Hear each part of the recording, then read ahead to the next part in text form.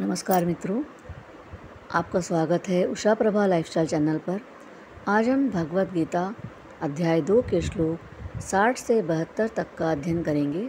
इन श्लोकों में भगवान श्री कृष्ण ने साधक के मन और इंद्रियों पर नियंत्रण, योगी पुरुष के लक्षण और परम शांति की अवस्था का वर्णन किया है। आइए सरल भाषा और जीवन से जुड़े उदाहरणों के साथ इसे समझते हैं। मनुष्य चाहे जितना भी अपनी इंद्रियों को नियंत्रित करने की कोशिश करे, लेकिन मन अत्यंत चंचल है। यदि साधक सावधान न रहे तो इंद्रियां जबरदस्ती मन को अपनी ओर खींच लेती है। जैसे कोई व्यक्ति मोबाइल फ़ोन दूर रख देता है, लेकिन मन बार बार उसी की ओर तरफ खींच जाता है। जो साधक अपने मन को भगवान में स्थिर करता है, उनकी शरण में रहता है, वही अपनी इंद्रियों को वश में कर सकता है। केवल आत्मसंयमी व्यक्ति ही सच्चा योगी है।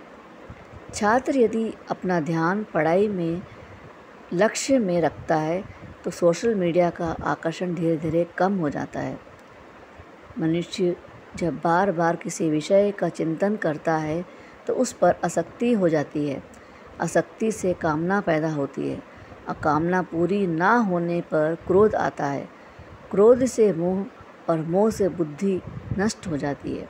बुद्धि नष्ट हो जाने पर मनुष्य पतन को प्राप्त होता है।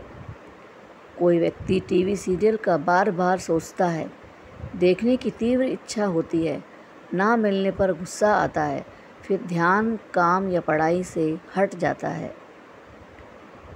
लेकिन जो व्यक्ति आसक्ति और राग द्वेष से मुक्त होकर इंद्रियों को नियंत्रण में रखता है, वही मन की शांति प्राप्त करता है।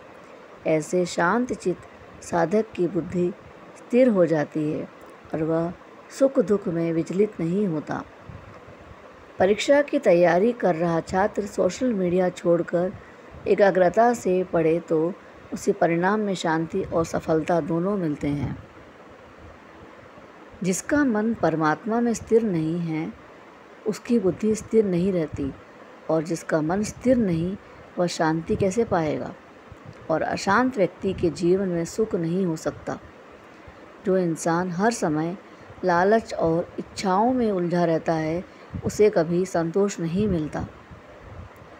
इंद्रियों के पीछे भागने वाला व्यक्ति उसी प्रकार नष्ट हो जाता है जैसे तेज हवा में नाव डगमगा कर डूबने लगती है।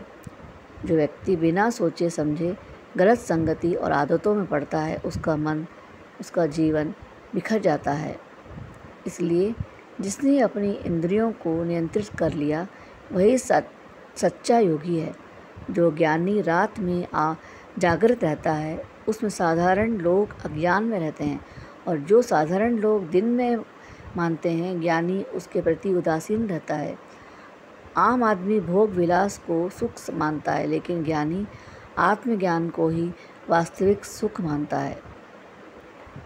जैसे नदियाँ सागर में मिलती है पर सागर भरता नहीं और शांत रहता है, वैसे ही इच्छाएं ज्ञानी के पास आती है, लेकिन वह विचलित नहीं होता। इच्छाओं में डूबे रहने वाला व्यक्ति कभी भी शांति नहीं पा सकता। कोई महापुरुष चाहे लाखों शिष्य, सम्मान, धन पाए, फिर भी विनम्र और शांत रहते हैं।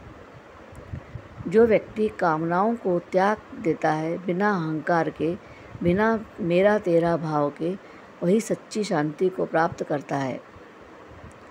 साधु संत अपना जीवन दूसरों की सेवा में लगाकर सुखी रहते हैं, क्योंकि उनमें लोभ या आसक्ति नहीं होती है।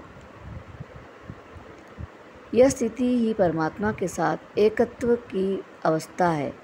इसको प्राप्त करने वाला साधक मृत्यु के समय भी विचलित नहीं होता और मोक्ष को प्राप्त करता है। जैसे दीपक की लौ हवा में भी स्थिर रहती है, वैसे ही योगी का मन अंतिम क्षण तक परमात्मा में स्थित रहता है। मित्रों, इस प्रकार हमने अध्याय 2 के श्लोक 60 से 72 तक का सरल और विस्तृत अर्थ समझा। इन श्लोकों में भगवान श्री कृष्ण ने आत्मसंयम, मन पर नियंत्रण और सच्चे योगी के लक्षण बताए हैं। यदि आपको ये वीडियो अच्छा लगा तो कृपया लाइक, शेयर और सब्सक्राइब करना ना भूलें। अगले वीडियो में हम गीता के अगले अध्याय की व्याख्या करेंगे। धन्यवाद दोस्तों। जय श्री कृष्ण, जय श्री कृष्ण, जय श्री कृष्ण।